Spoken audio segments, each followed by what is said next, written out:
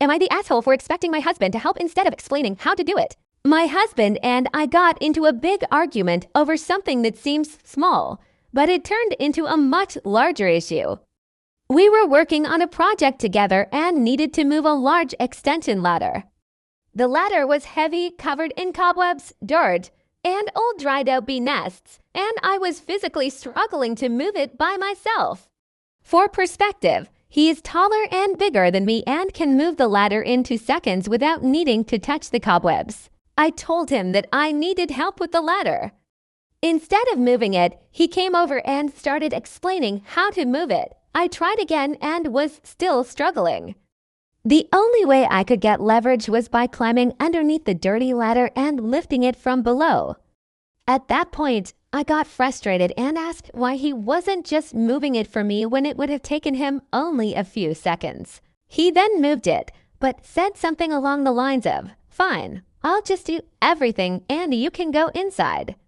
His explanation afterward was that when I said I needed help, he thought I meant I wanted help learning how to move it rather than wanting him to move it for me.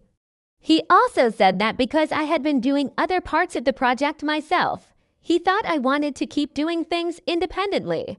My perspective is that if your spouse is visibly struggling with something that is physically difficult and would take you only a few seconds to do, you should simply step in and help without needing very specific instructions. The argument then turned into a 45-minute discussion about my communication skills. He believes I should have clearly said, "I do not want to move the ladder. Please move it for me." I believe he should have recognized that I was struggling and offered to take over.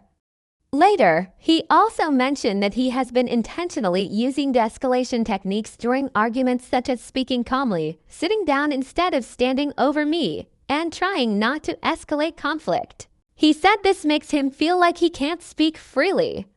I feel that these are simply healthy ways to communicate during disagreements. So my question to Reddit: was I expecting too much by wanting him to notice I was struggling and just help?